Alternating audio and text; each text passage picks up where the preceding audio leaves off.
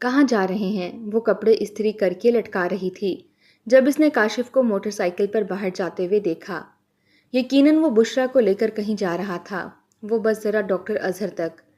بشرا کی بیٹی کی طبیعت خراب ہے رات سے، وہ سرسری سا بتا رہا تھا، ورنہ بتا کر جانے کی ضرورت نہیں محسوس کرتا تھا۔ صدف کو اچھا تو نہ لگا مگر خاموش رہی۔ شادی کا تیسرا مہینہ تھا مگر وہ کاشف کو سمجھ کر بھی سمجھ نہیں پا رہی تھی۔ وہ صدف سے محبت کرتا تھا اور نہیں بھی، یا شاید کرتا ہی نہیں تھا۔ کیا تھا آخر؟ بشرا کی بیٹی سبین اور خود بشرا اس گھر پر چھائی ہوئی تھیں۔ وہ دور کے رشتہ دار تھے کاشف کے مگر اتنے قریبی بلکہ قریب ترین بن گئے تھے۔ ایسی دلداریاں اور دھیانداریاں عموماً رشتہ داروں کی نہیں ہوتیں۔ کاشف اچھا اور خدا ترس انسان تھا مگر بعض اوقات بلکہ ہر وقت کی یہ خدا ترسی صدف کو عجیب سے خلجان میں مبتلا کر دیتی تھی۔ اس پر ہر وقت سبین دیوار پار سے لٹکی سالن مانگتی رہتی تھی، پکوڑے کھانے ہیں، پلاؤ بنانا ہے، یہ دے دیں وہ دے دیں۔ صدف یہ اس کو کبھی بھی نہ دیتی اگر وہ عین کاشف اور اس کے کھانے کے دوران نہ آ دھمکتی، اور وہ کاشف کا موڈ خراب نہ کرنے کی غرض سے اوپری دل سے ہی صحیح اسے کچھ نہ کچھ تھما ضرور دیتی، مگر وہ سبین کی چالاکی پر اسے اچھا نہ سمجھتی تھی۔ اور رہی بشرا تو وہ اسے ماؤں والی روک ٹوک کرتی ہی نہ تھی۔ کاشف سے فرمائشیں کرنی ہوں، کوئی چیز مانگنی ہو، وہ جوانی کی دہلیز پار کرتی لڑکی سارے گن جانتی تھی۔ کاشف اور صدف کے درمیان جب بھی بدمزگی یا تناؤ کا ماحول پیدا ہوا تھا تو وہ صرف بشرا اور سبین کی وجہ سے ہوا تھا، ورنہ کاشف سے بڑھ کر خیال رکھنے والا اور پیار کرنے والا کوئی اور ہو ہی نہیں سکتا تھا۔ مگر اس خدمت اور خدا ترسی کے معاملے میں وہ صدف کی ناراضگی کی بھی پرواہ نہ کرتا تھا۔ وہ اکیلی رہتی تھی مگر اکیلی ہوتے ہوئے بھی اکیلی نہ تھی۔ بشرا اور سبین ان دونوں کے درمیان مضبوط پہاڑ کی طرح جمی تھیں۔ صدف کاشف کی محبت پا کر بے حد خوش ہونے کے ساتھ ساتھ بشرا کی وجہ سے پریشان بھی رہتا تھا۔ اس وقت بھی وہ جلدی سے موٹر سائیکل لے گیا تھا۔ اس نے پیچھے مڑ کر بھی نہ دیکھا، حالانکہ ابھی چند لمحے پہلے وہ قریبی پارک میں سیر اور کچھ کھانے پینے کا ارادہ کر کے بیٹھے تھے۔ ان دونوں کے کپڑے استری کیے رکھے تھے مگر وہ اپنے کپڑے پہن کر نہا دھو کے سبین کو لے کر ڈاکٹر کے پاس جا رہا تھا۔ بشرا چادر سنبھال کر پیچھے بیٹھ گئی تھی۔ صدف نے اسے جس نفرت انگیز نظر سے دیکھا تھا اسے چندہ پرواہ نہ تھی۔ وہ صدف کو نظر انداز کیے موٹر سائیکل پر بیٹھ گئی تھی۔ سبین نے بھی عجیب کاٹتی ہوئی نظر سے اسے دیکھا تھا۔ پیچھے بشرا کی ماں گیٹ بند کر رہی تھی۔ فراٹے بھرتی ہوئی موٹر سائیکل اس کی نظر سے اوجھل ہو گئی تھی اور پیچھے گندے شاپروں اور دھول کا چھوٹا سا طوفان اڑا تھا، اور سارا طوفان صدف کے اندر گھوم گیا تھا۔ اس کی آنکھیں گرم ہوئیں اور پھر بہہ گئیں۔ بشرا کی ماں کی نظر بھی خالی اور عجیب سی تھی۔ اس نے گیٹ بند کیا اور پودوں کی کانٹ چھانٹ میں لگ گئی، مگر دل اس کا کسی بھی طرف نہیں لگ رہا تھا۔ سامنے کمرے میں سوٹ پڑا تھا، چادر بھی نصیبوں کو کوس رہی تھی۔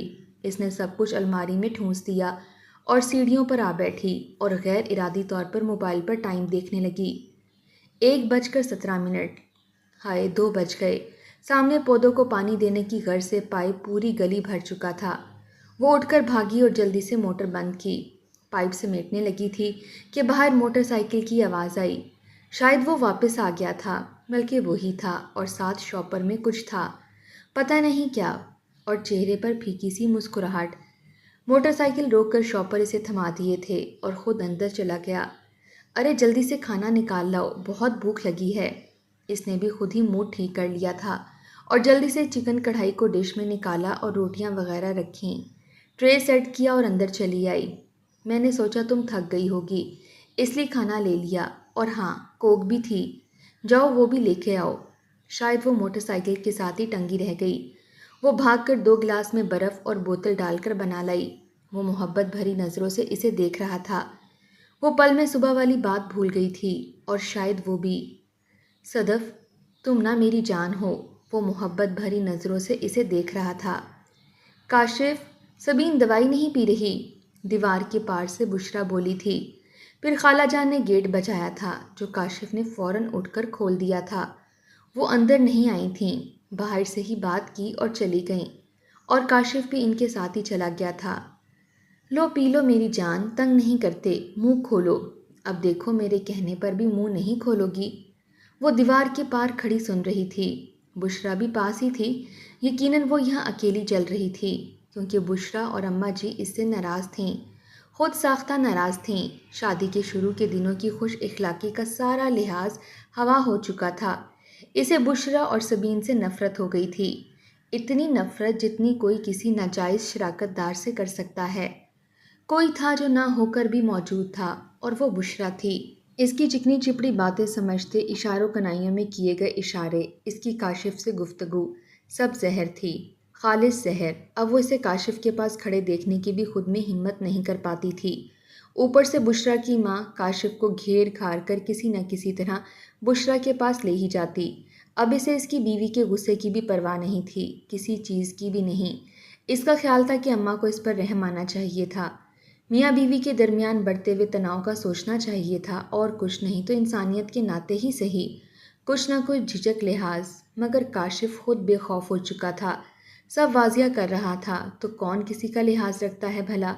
اسے پہلی بار احساس ہوا کہ وہ، کاشف اور بشریٰ ایک تکون تھے جس کا کمزور حصہ وہ تھی۔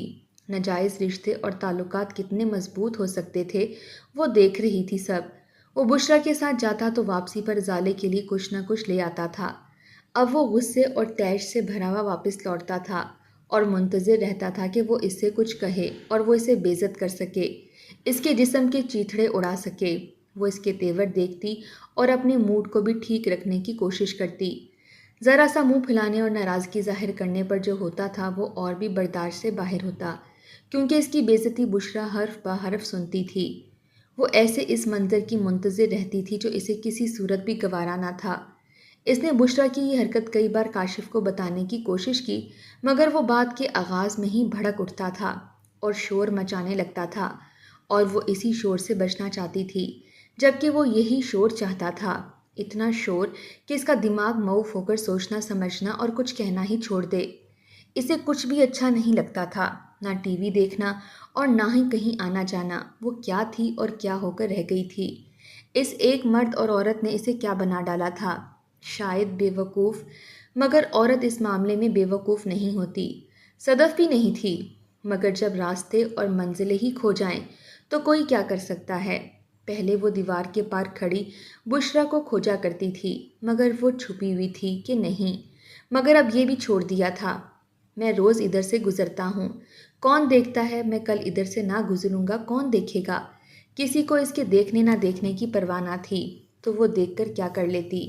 اسے رہ رہ کر وہ دن یاد آتا تھا جب وہ سسرال سے نکل کر یہاں آئی تھی۔ اکیلے رہنے، زندگی انجوائے کرنے کے سارے خواب چکنا چور ہو گئے تھے۔ وہ بہت تنہا ہو گئی تھی۔ کاشف کا رویہ دن بدن خراب تر ہوتا جا رہا تھا۔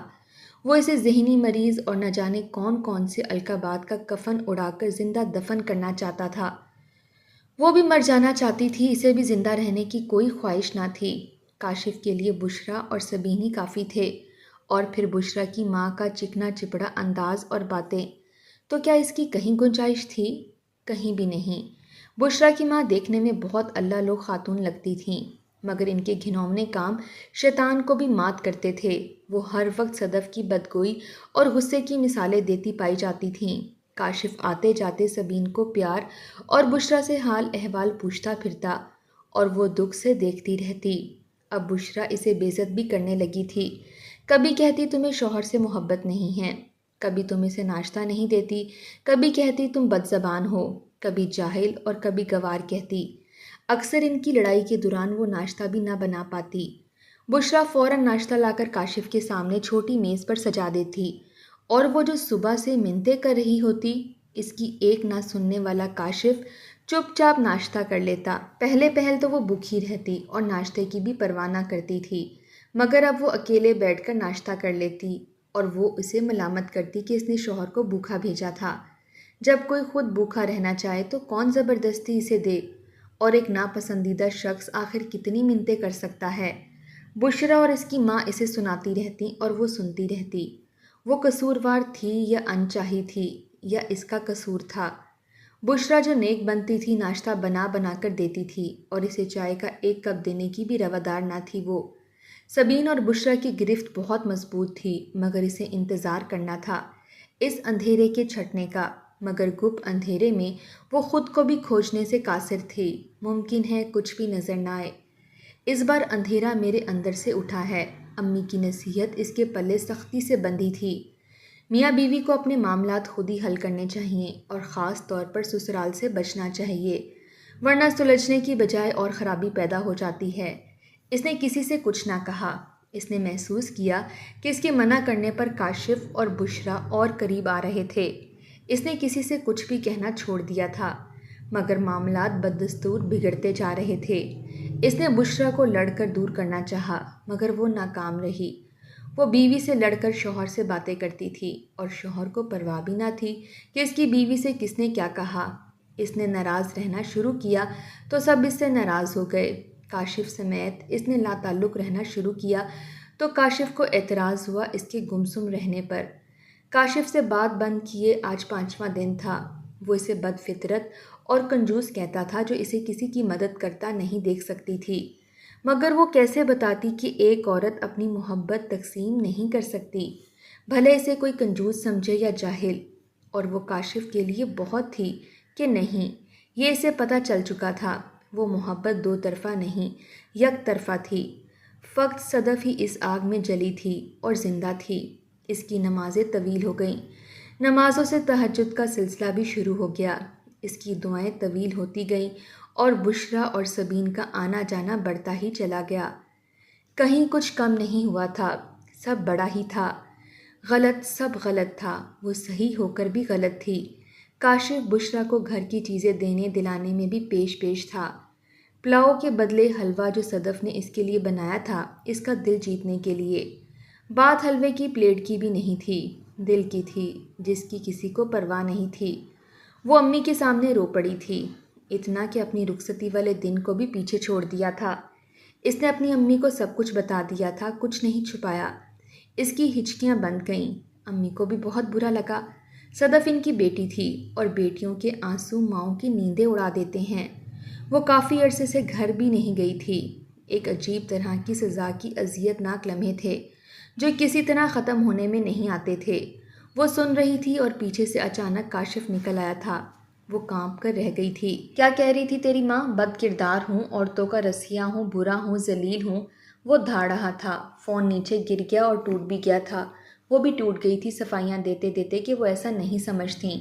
بات حدود سے باہر تھی، مگر وہ بول بول کر چیخ چیخ کر بتا رہا تھا کہ بات ایسی ہی تھی، سب ایسا ہی تھا۔ وہ خدا ترسی کا لبادہ اوڑھے شیطان تھا، چھپا ہوا شیطان۔ بات کہاں سے کہاں پہنچ گئی تھی۔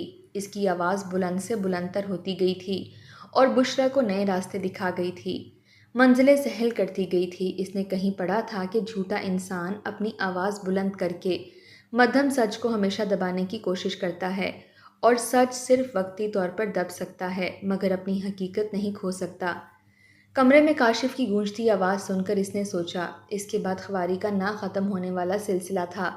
کٹھن راستے تھے، تنہائی تھی، درد تھا اور درد دینے والا اپنا تھا۔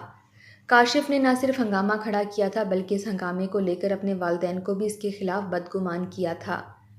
سب اسے لعنت ملامت کر رہے تھے اور کاشف کو سچا مان رہے تھے۔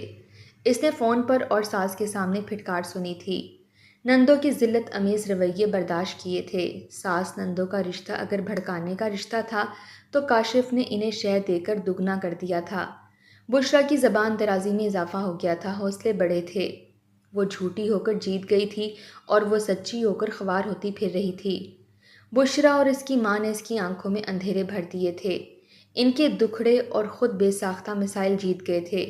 صدف ہار گئی تھی۔ سچ کے راستے پر چلنے والوں کا مقدر ہار ہی ہوتا ہے۔ شاید وہ بشرا کی بکواس انسنی کرتے ہوئے جھاڑو پوچھے میں لگی رہتی۔ شوہر کی محبت اور توجہ سے تو محروم ہو ہی چکی تھی، مگر زندہ رہنا تو اس کا حق تھا۔ اسے کاشف کے پاس ہی رہنا تھا اور کوئی شکایت یا روک ٹوک نہیں کرنی تھی۔ چپ رہنا تھا، مگر بشرا کی ہنسی، گپ شپ، کھینچا تانی گو کہ اب وہ درمیان سے نکل گئی تھی، مگر روح پر بوجھ تھا، آنکھوں میں آنسو تھے جنہیں وہ کم ہی سنبھال پائی تھی۔ پہلے پہل وہ کاشف کو ایک نیک انسان سمجھتی رہی جسے سب کا خیال تھا، اسے سب کا خیال تھا، بس صدف کا نہ تھا۔ یہ دھوکہ اس نے خود کو بھی دیا تھا اور دنیا نے بھی اسے دیا تھا۔ اسے سب کی مدد کرنا تھی، سب کا دکھ محسوس کرنا تھا سوائے صدف کے۔ وہ کاشف کی نظر اور دل دونوں میں نہیں تھی۔ اس کی لاڈ فرمائشیں شادی کے اولین دنوں کی طرح غائب ہو گئی تھیں۔ کیونکہ اس سب میں بھی بشرا موجود تھی اور صدف کو ہر اس چیز سے نفرت تھی جس میں بشرا جیسی ہلکی عورت ہو۔ وقت نے اسے ریشمی کپڑے کی طرح کانٹوں پر گھسیٹا تھا اور وہ گھسیٹتی ہی گئی۔ 2 سال نہیں گزرے تھے، 2 صدیاں گزری تھیں۔ بشرا اور اس کی ماں نے ثابت کیا تھا کہ وہ ماں کے نام پر دھبا ہیں۔ کاشف نے اس پر ہاتھ اٹھا کر اس کی دل آزاری کی، آخری حد بھی پار کر لی تھی۔ وہ جتنی بھی روشن خیال یا لبرل ہوتی، وہ اس کا کچھ نہیں بگاڑ سکتی تھی۔ بشرا کو گھسیٹ کر گھر سے باہر نکالنے کی اس میں ہمت نہ تھی۔ بشرا کو نکالتی تو وہ ظالم بنتی تھی، اس کی ماں کو کچھ کہتی تو بے ادب ہوتی، اور سبین کو نظر انداز کرتی، اس سے نفرت کرتی تو بچے سے محروم سائیکو کہلاتی۔ زندگی نے اس پر اپنے دروازے کچھ اس طرح بند کر لیے تھے کہ اس کی ساس جو کل تک بشرا سے نفرت کرتی تھی اور اسے کاشف سے دور رکھنے کے لیے انہوں نے کاشف کی اس سے شادی کروائی تھی، وہ بھی آج بشرا سے متاثر ہوئی تھیں۔ بشرا پہلے لاہور میں رہتی تھی، پھر اس نے اپنے آبائی گھر میں جو کاشف کے گھر سے جڑا تھا وہیں شفٹ ہونے کا ارادہ کر لیا تھا، مگر اس کی ساس نے صدف کو کاشف کے ساتھ بھیج کر تمام راستے بند کرنا چاہے تھے۔ وہ سب بند دروازے کھول چکی تھی۔ ماں نے بزرگی کا چولا اوڑھا تو بیٹی نے مظلومیت کا، اور کامیاب رہی۔ سب بشرا اور کاشف کو ایک دیکھنا چاہتے تھے۔ تمام رنجشیں ختم ہو گئی تھیں۔ صدف کے والدین نے بیچ میں پڑھ کر ایک غلطی کر دی تھی، اور یہ غلطی کاشف معاف کرنے والا نہیں تھا۔ اس کی خدا خوفی اور بڑھ گئی تھی، جو اسے جتانا تھا، دکھانا تھا، ضد کی آڑ میں سب دکھلاوا تھا۔ پریشان رہنے سے مسلسل اس کی طبیعت بگڑ رہی تھی، صحت گر سی گئی تھی، جھیل سی آنکھیں خشک جھیلوں میں بدل گئی تھیں، چہرہ کملا سا گیا تھا۔ وہ اپنے کھانے پینے کا خیال بھی بھول چکی تھی، مل گیا تو کھا لیا، نہیں تو سو گئی۔ اسی سوتی جاگتی کیفیت میں وہ کمزوری کی حالت میں ڈھہ سی گئی تھی۔ کاشف سبین کے کالج میں ایڈمیشن کے سلسلے میں کالج جا رہا تھا۔ سبین تیار تھی، وہ بھی بس نکل ہی رہا تھا۔ بشرا کی ممنونیت اور اس کی ماں صدقے واری جاتی نگاہیں وہ کسی اجنبی کی طرح دیکھ رہی تھی۔ اس کے پیروں میں گیلی چپل تھی، شاید وہ اسی وجہ سے گری تھی۔ اس طرح سے گرنے سے وہ خود سے بھی بیگانہ ہو گئی تھی۔ ایک لمحے کے لیے کاشف بھی سب بھول گیا تھا۔ برے منہ سے ہی صحیح بشرا کو بھی ساتھ جانا پڑا۔ وہ بیڈ پر لیٹی نہ جانے کب ہوش میں آئی تھی۔ کاشف اس پر جھکا ہوا تھا اور اتنے پیار سے دیکھ رہا تھا کہ وہ دنگ رہ گئی تھی۔ وقت نے خوبصورت پلٹا کھایا اور محمد ولید اس کی دعاؤں کی قبولیت بن کر اس کی زندگی میں شامل ہو گیا تھا۔ اس کی من موہنی صورت کاشف کو بھی اپنے سحر میں لگی تھی۔ شاید اولاد کی محبت ہی ایسی ہوتی ہے، بے قراری سے بھری۔ کاشف اس سے پیار کرتے، اسے اچھالتے تھکتا ہی نہ تھا۔ اب اس کی توجہ سبین پر کم ہی ہوتی تھی۔ وہ بچی بن کر جب بھی اٹھانے لگتی تو کاشف بے اختیاری میں کھلونے لا کر ولید کے سامنے رکھ دیتا اور وہ دور سے دیکھتی رہتی۔ بشرا کے شکوے کاشف سے بڑھتے ہی گئے۔ بشرا کی دلداریاں سب بدل رہا تھا۔ آئے نئے موسموں کی طرح خزاں کے بعد نیا موسم، نئی امنگ، نئی بہار اس پر بسیرا کرنے لگی تھی۔ صدف اب صدف نہیں رہی تھی۔ وہ اب اتنی مصروف تھی کہ اسے کسی کا ہوش ہی نہیں تھا۔ ولید کیا کھائے گا، کب سوئے گا، کب جاگے گا، مصروفیت بند سی گئی تھیں، اور کاشف بھی پتہ نہیں کب اس روٹین کا حصہ بنتا چلا گیا تھا۔ شام کو وہ روتے ہوئے بچے کو اٹھا کر باہر نکل گیا تھا۔ اسے پتہ تھا کہ وہ اب چپ ہو جائے گا اور اس کے کندھے پر سر رکھ کر سو جائے گا۔ وہ دروازے سے جھانک کے اسے دیکھ رہی تھی، اور گیٹ سے ایک اور وجود بھی اسے جاتا دکھ رہا تھا۔ وہ بشرا تھی۔ اس کے نیچے سے نظر آتے ہوئے پیر اس کی بے قراری کے گواہ تھے۔ صدف کی ساس تک کی ہمدردیاں اس نے سمیٹ لی تھیں۔ سب اس ناجائز تعلق کو جائز بنانا چاہتے تھے، مگر اللہ کسی کو مایوس نہیں کرتا۔ اس نے صدف کو بھی نہیں کیا تھا۔ وہ جیت گئی تھی، مگر ایک دھڑکا اس کے دل کو پھر بھی تھا۔ اگر وہ پھر کاشف کو اپنی طرف مائل کر لے تو، یہ سوچ کر ہی اس کی روح کانپ جاتی تھی۔ یا پھر محبت ہوتی ہی ایسی ہے۔ کاشف برا تھا بھی اور نہیں بھی، مگر اسے اپنے بچے کے باپ سے محبت تھی۔ وہ اسے خود سے جڑا دیکھنا چاہتی تھی، اسے اپنے گھر سے منسلک دیکھنا چاہتی تھی، جو ایک دوسری عورت کے ہوتے ہوئے ذرا مشکل تھا۔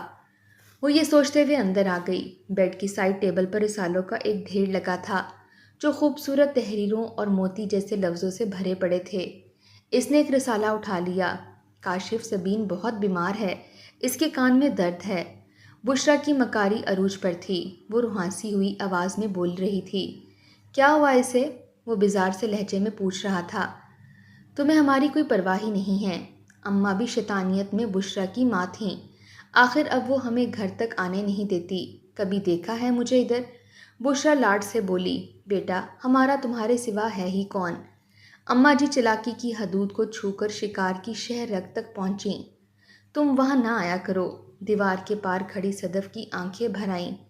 کاشف بھی ایسے ہی کہہ سکتا تھا۔ ہاں کہا تھا، تبھی تو سنا تھا۔ Happy birthday to you. Blue lady میں رچی بسی صدف نے ولید کا چھوٹا سا ہاتھ پکڑ کر کیک کاٹا اور اپنی پسند کی چاکلیٹ کیک کا ایک ٹکڑا خود اپنے منہ میں ڈالا اور دوسرا کاشف کو کھلایا، کیونکہ کوئی اور تھا نہیں، نہ بشرا۔ اصل فیملی اور اصل خوشی جس میں وہ ولید تینوں اپنے ہی شریک تھے۔ کل اس کی ساس اور نندوں کی آمد متوقع تھی، کیونکہ ان کی نئی بھابھی تو آئی ہی نہیں تھی۔ اب انہیں پرانی پر ہی گزارا کرنا تھا۔